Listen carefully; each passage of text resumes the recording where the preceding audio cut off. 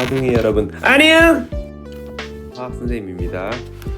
여러분들 오늘 모의고사 날이었는데 어땠는지 모르겠어요. 선생님이 이제 학급 돌아다니면서 1학년 내용 토대로 나왔고 그 다음에 내용도 조금은 이제 평이했던 것 같다라고 설명을 했었는데 친구들에 따라서는 좀 어려웠던 친구들도 있을 수 있고, 그리고 조금 다른 친구들과 다르게 선행학습을 했던 친구들은 조금 쉽게 풀 수도 있었을 텐데, 내가 만약에 점수가 낮다라고 하면 너무 걱정할 필요 없이 우리 이제 시작이잖아. 그래서 다시 시작하면 될 것 같고, 내가 높은 점수 또는 만족할 만한 점수 또는 아니면 중간 점수를 맞았다 그러면 나 할 수 있구나 이렇게 자신감 얻고 넘어가면 될 것 같아요.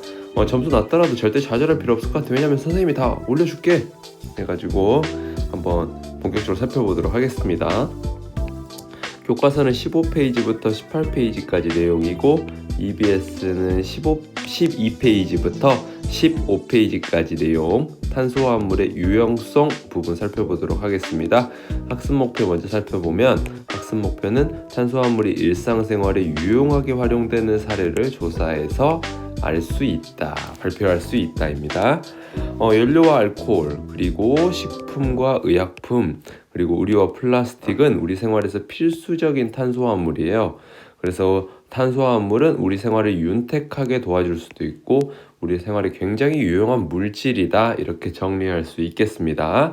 그럼 연료를 한번 살펴볼게요. 우리 탄소랑 수소로 합쳐진 탄화수소는 연소될 때 열이 발생하기 때문에 연료로 사용되며, 완전 연소 시에 탄소는 이산화탄소가, 수소는 물이 됩니다. 그리고 이때 탄화수소를 구성하는 탄소수가 커질수록 끓는 점은 높아진다. 저번 시간에 원유 정제할 때 배웠습니다. 그럼 끓는 점 한번 비교를 해볼게요. 뷰테인은 탄소 4개, 수소 10개, 메테인은 탄소 1개, 수소 4개니까 탄소랑 수소수가 많은 뷰테인이 더 끓는 점이 높을 거고, 끓는 점이 높은 뷰테인은 메테인, 끓는 점이 낮은 메테인보다 쉽게 액화, 즉 액체가 되는 성질이 있어요. 예를 들어 선생님이 한번 설명해 볼게. 예를 들어서 뷰테인의 끓는 점이 80도씨라고 하고 메테인의 끓는 점이 예를 들어서 60도씨라고 해보면, 우리가 전체 100도씨까지로 끓여서 둘 다 기체를 만든 다음에 한 70도씨로 100도씨에서 70도씨로 온도를 낮추게 되면, 우리가 70도씨일 때 뷰테인은 끓는 점보다 낮기 때문에 액체지만 메테인은 끓는 점보다 높기 때문에 여전히 기체로 존재할 수 있겠죠. 그래서 뷰테인이 쉽게 액화돼서 운송 및 휴대가 간편하기 때문에 우리가 흔히 알고 있는 부탄가스로 사용될 수 있습니다. 그러면 액화가 뭔지 한번 살펴보고요. 그리고 액화는 액체가 되는 것이라고 설명했죠. 그리고 완전연소에 대해 살펴볼게요. 완전연소는 산소가 충분할 때 연소하는 것을 말하고, 탄소, 수소, 산소로 구성된 연료는 완전연소 시에 탄소는 이산화탄소, 수소는 물이 됩니다. 산소가 충분하지 않을 때 연소를 불완전연소라고 하고요. 불완전연소가 되면 탄소가 일산화탄소가 되고 수소는 물이 됩니다. 그러면 액화란 여기 써져 있는 기체가 액체로 변하는 과정입니다. 반대로 기화는 여러분들 액체가 그렇죠. 액체가 기체가 되는 현상입니다. 기체가 되는 현상. 그럼 이제 우리가 물질의 구조랑 그 다음에 생활 속의 용도 한번 살펴볼게요. 메테인은 CH4 이렇게 구조가 생겼는데, 정확한 구조는 여러분들 밑에서 살펴보듯이 정사면체 형태로 되어 있고, 문제를 풀면 정확한 구조를 볼 수 있을 텐데, 그런 결합과 구조는 선생님이 2학기 때 3단원에서 알려드릴 거니까 일단은 그 각도랑 결합 구조 생각하지 않고 그리면 되겠습니다. 프로페인은 탄소 3개, 수소 8개로 구성되어 있잖아요. 그릴 때는 탄소를 일자로 그려준 다음에 나머지 탄소가 4개 결합할 수 있게 수소를 그려주면 됩니다. 뷰테인은 역시 탄소를 4개를 일자로 그려주고 탄소가 4개 결합할 수 있게 수소를 각각 채워주면 수소가 총 10개가 채워지게 됩니다. 그러면 한번 살펴볼게요. 생활 속 용도는 메테인 같은 경우는 가정용 연료로 사용이 되고 LNG의 성분이 되고요. 프로페인과 뷰테인은 LPG의 성분이 됩니다. 근데 이제 여기서 메테인 같은 경우는 공기보다 가볍다고 했잖아요. 선생님이 간단하게 설명하면 메테인의 무게, 다음 시간 원자량 살펴볼 때 살펴보겠지만 메테인의 분자량은 16이고요. 공기의 평균 분자량, 평균 무게라고 할게. 일단은 여러분 분자량 안 배웠으니까 29 정도 돼요. 그러면 29보다 16이 더 작기 때문에 더 가벼워서 공기 위에 뜨게 되고요. 프로페인 같은 경우는 44, 그리고 뷰테인 같은 경우는 58이 되기 때문에 둘 다 공기보다 무거워서. 다음 페이지로 넘어가서 알코올 살펴볼게요. 알코올은 탄소와 수소로 이루어진 탄화수소의 수소 위치에 하이드록식이라는 OH 부분을 가지고 있어요.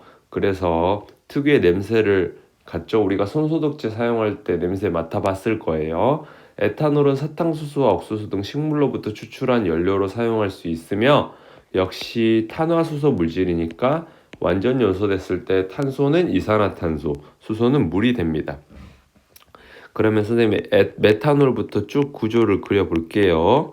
메탄올은 이렇게, 그리고 에탄올은 이렇게 구조가 되고요.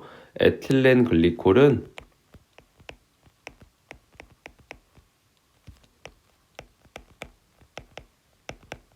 이렇게 되고요.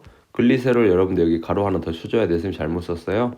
이렇게 탄소를 삼각형으로 그려준 다음에 먼저 OH 부분을 각각 표시를 한번 해보세요.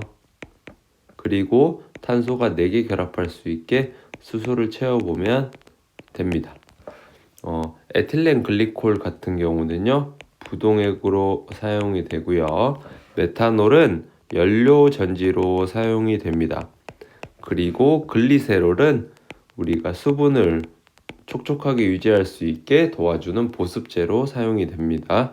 각각의 특징들은 쭉 읽어보면 될 것 같고, 네, 넘어가도록 하겠습니다.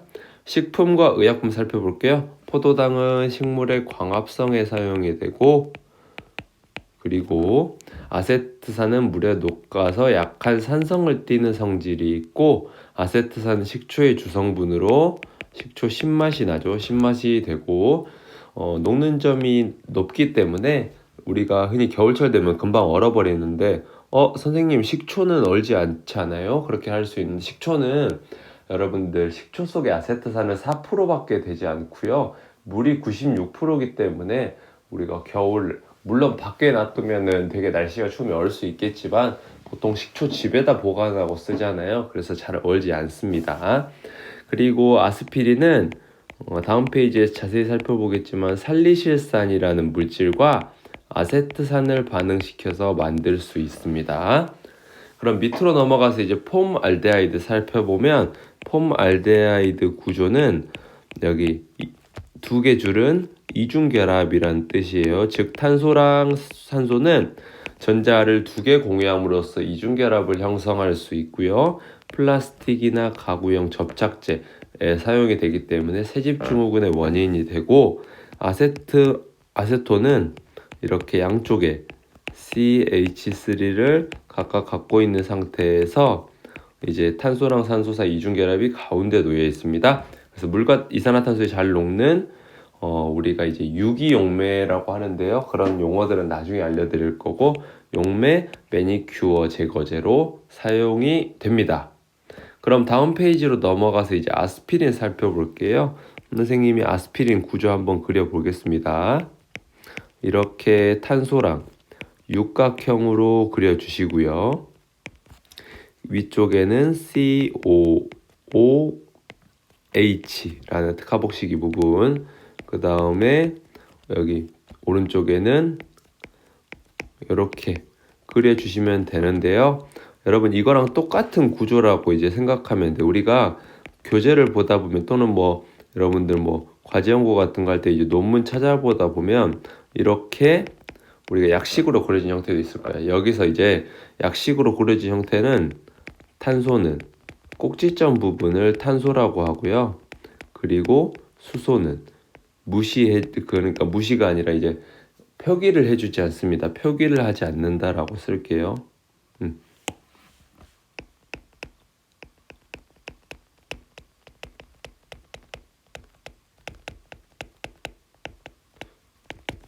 그래서 우리 아스피린 같은 경우는 원래 버드나무 껍질에서 추출한 성분이 살리실산인데, 예전에 아스피린이 개발되기 전에는 이 버드나무 껍질을 씹으면서 진통을 완화하는 성질이 있었는데, 이게 간 손상과 같은 이제 부작용이 있기 때문에 이를 아세트산과 합성해서 만든 최초의 합성 의약품이고, 뭐 해열, 진통 완화, 소염 효과, 혈액 응고 방지에 많이 사용이 됩니다.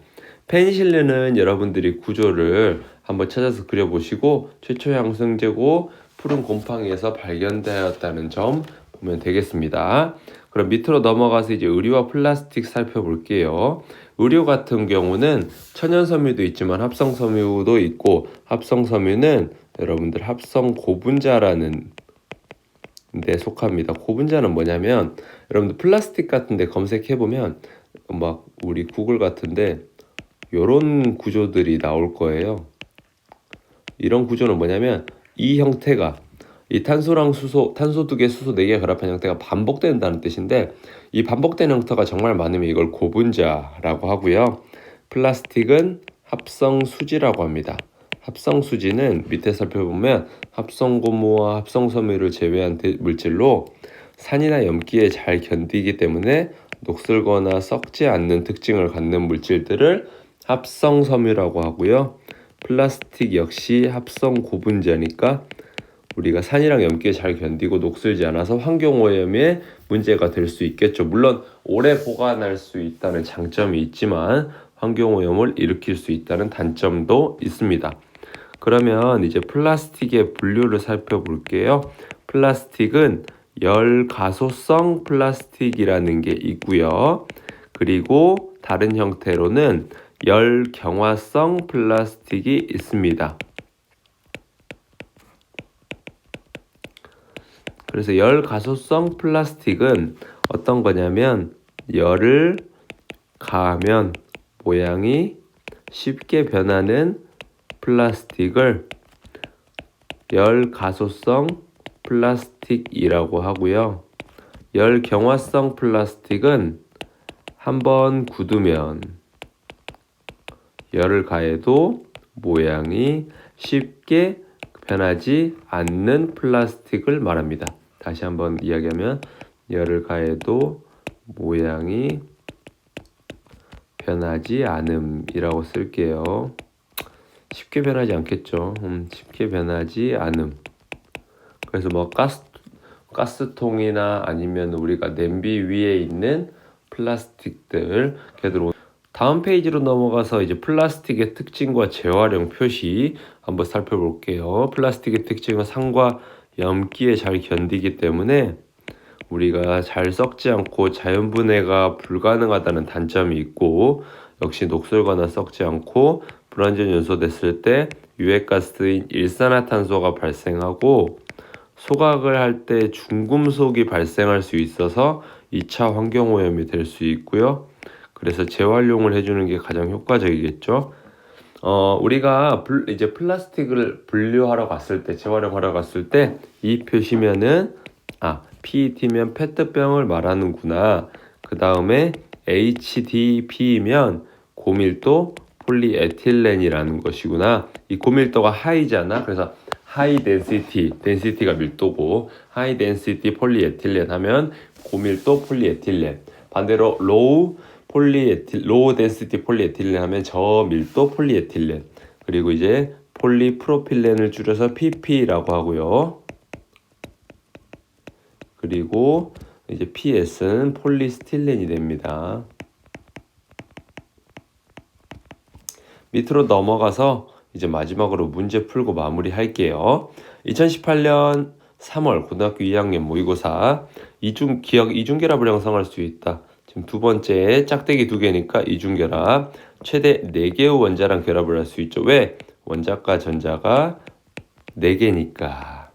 디귿, 공유결합에서 다양한 물질들을 만들어짐을 알 수 있죠.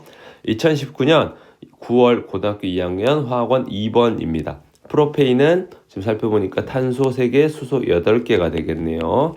아세트산은 식초에 들어있다. 방금 배웠었고 산성이니까. 프로페인과 아세트산은 탄소가 중심이 돼서 결합한 탄소 화합물이 되겠습니다. 그럼 남은 이제 마지막 문제 풀고 볼게요. 두 문제. 메테인과 아세트산의 분자 모형이다. 메테인은 정사면체. 이거 일단 암기해달라고 했고, 아세트산은 식초의 주성분이 되죠. 한 분자를 구성하는 수소 원자수는 아세트산이 하나, 둘, 셋, 4개. 메테인은 표시해볼게. 하나, 둘, 셋, 4개. 해서 정답은 3번입니다. 마지막 문제입니다. 오늘의 마지막 문제. 표는 탄수화물 가와나에 대한 자료이다. 에탄올과 아세트산 중 하나이다. 손소독제랑 향수에 쓰이는 것은 에탄올이 되고, 에탄올은 가운데 탄소 하나, 수소 2개가 들어갑니다. 식초와 의약품의 원료로 사용되는 것은 아세트산이고요. 아세트산은 가운데 탄소랑 산소 사이에 이중결합이 있습니다. 마지막 문제 풀게요. 가는 에탄올이다. 맞고, 나의 소용액은 식초니까 산성이 되겠죠. A와 B형액이 포함된 원자수는 A는 탄소 1개, 수소 2개니까 총 3개. 그냥 3개라고 쓸게요. 근데 이제 B 같은 경우는 탄소 1개, 산소 1개니까 2개가 되겠죠. 그래서 같지 않습니다. 여러분 너무너무 고생 많았고, 이번 시간도 오늘은